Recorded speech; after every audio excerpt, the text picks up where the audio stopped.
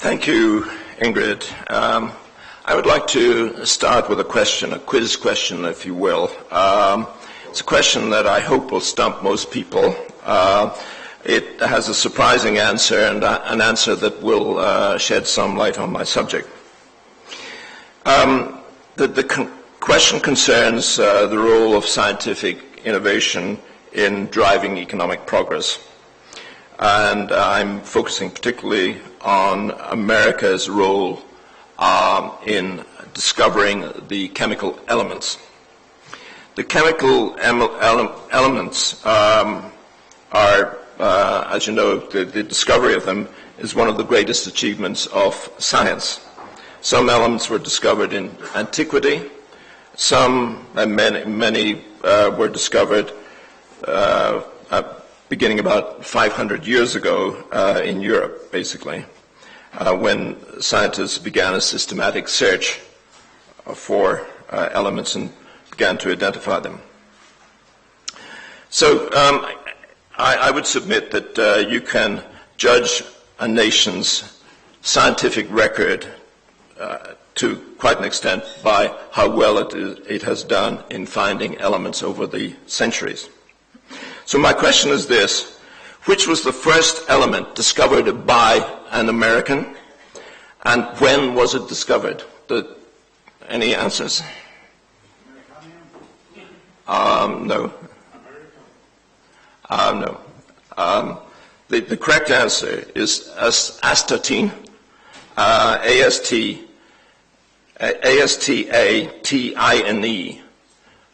which was discovered in 1940.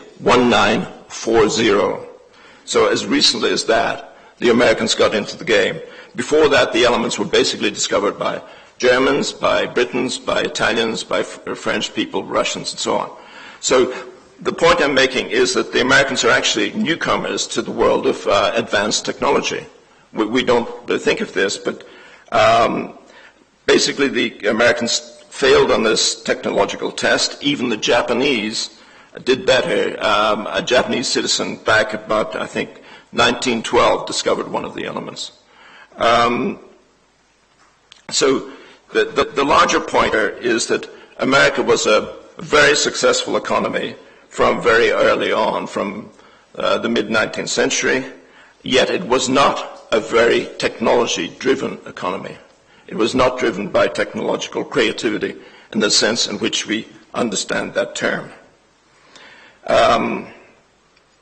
So something else is going on here, and it's worth remembering that de Tocqueville, the French observer who wrote a famous book about America in the 19th century, he described America as being a nation that copied ideas from other countries and was very good at that, and was very good at adapting ideas into consumer products. And this is the view, of course, that we have today of countries like Japan.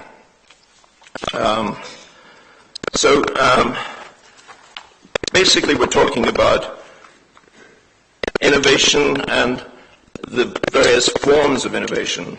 Our idea of innovation as being very, very advanced technology, I think, is an ideological construct that is basically toxic to our understanding of how economies work.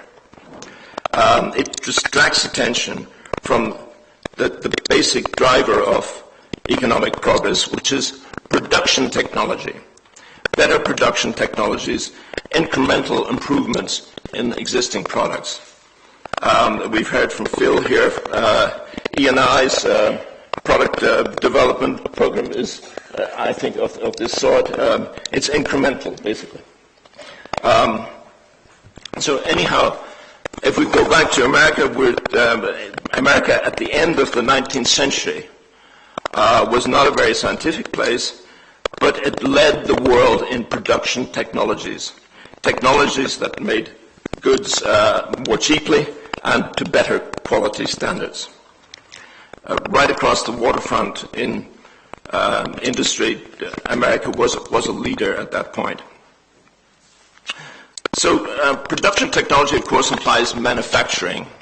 And we're told these days that no high-wage country can continue forever to compete in manufacturing.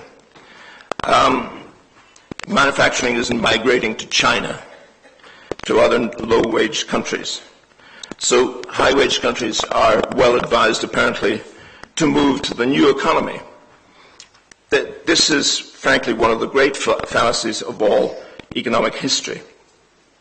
And when you think about it, it should be obvious. We in Europe, we look out to Germany, and we look out to the Netherlands, Austria, Belgium, Sweden, Luxembourg even. These are all manufacturing countries. They have strong manufacturing bases. The other day we heard from Bo Lidegaard from Denmark, who told us about Danish economic methods. The Danes have a strong manufacturing base and a very strong export base based on their manufacturing. We can also look at East Asia. East Asia is full of countries that are emphasizing manufacturing. Of course, Korea, Taiwan, China, and particularly Japan. In these parts, you're told that Japan has been a failing economy for the last 20 years. That's nonsense. If you look at the things that really matter to the Japanese, they've been doing rather well. They've been one of the most successful economies in the world in the last 20 years, certainly measured against trade, manufacturing, competitiveness, and so on. They've been doing far better than, for instance, the United States, the UK, France, Italy. All these countries have been losing position in manufacturing. Perhaps we can discuss this in further detail in the Q&A session at the end. But for now, I'd like to just focus on the case for manufacturing in larger terms. For any nation that wants to lead the world in per capita income, manufacturing, I would submit, is a far better bet than the new economy. And I make 3 points for manufacturing. This is a summary of an argument I made in 1999. The first point is jobs. Manufacturing creates jobs for everyone, not jobs for an intellectual elite. Second point is wages. Manufacturing creates the potential for high wages. Relative to the skills of the workers involved, wages can be very high. Certainly in advanced nations that specialize in advanced manufacturing, this is the case. What do we mean by advanced manufacturing? We mean capital-intensive manufacturing and know-how-intensive manufacturing. We mean that workers are working with tremendously expensive, sophisticated machinery. And so they are highly productive. That means that the employer has plenty of scope to pay high wages. The workers, by the way, don't know everything. They are not necessarily very knowledgeable at all.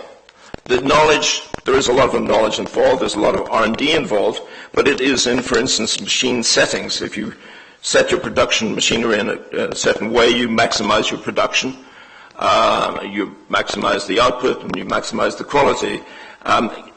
Determining these settings is no easy thing. You have to learn by trial and error over maybe months, years, even decades. So once you've established this sort of know-how, it's difficult for somebody, say, in Vietnam or in Cambodia to come in and take your market away from you. They don't have the knowledge and they will never acquire it without going through the same sort of learning by doing process that you've conducted over a very long time. Let's contrast this with the new economy. Jobs in the new economy are not capital intensive, they're labor intensive.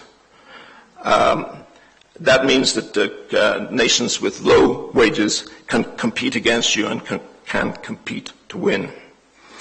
The second point about new economy jobs is that they tend to be not know-how intensive in terms of proprietary know-how. There is a lot of know-how involved, but it is know-how that's generally available, for instance, on the internet. If you want to learn how to produce software, you can go to the internet and download all the relevant knowledge. So again, you're vulnerable to competition from lower wage countries, and particularly in software, for instance, you have India now very strong, Russia coming along, and so on. The third point I make for manufacturing is that it creates exports. Manufacturing creates goods that are highly exportable. Typically, manufactured goods require little adaptation to sell around the world, usually perhaps no more than an instruction book in the local language concerned. By contrast, new economy products are often highly culture specific. These products need to be adapted for dozens of different cultures and languages and so on. The adaptation typically is done abroad, near the ultimate consumer. The adaptation costs cut into the home country's receipts and thereby reduce the export revenues. Before closing, I'd like to mention that I talked to Margaret O'Callaghan of Queen's University on Monday, and we discussed the decline of Northern Ireland's once superb industrial base. That decline, of course, particularly involved the virtual closure of the shipyard. And it is surely clear that the problems created by that decline, unemployment, spilled over into the Troubles and greatly, in fact, exacerbated the Troubles. You had unionist workers who were formerly gainfully employed, who were suddenly among the long-term unemployed, and had plenty of time to make mischief, basically. Margaret told me that in Belfast these days, it's regarded as inevitable that industrial decline will continue. Basically, the standard line that nations with high wages cannot compete in manufacturing. The outcome here wasn't remotely inevitable. It was frankly just terrible policy thinking in London. It was a reflection of our completely wrong-headed idea of manufacturing in the English-speaking world. I'd like to sum up for Ireland by reminding you that T.K. Whittaker in the late 1950s identified manufacturing as the royal road to national prosperity. He was right then, and frankly, his case is as strong as ever now. Thank you.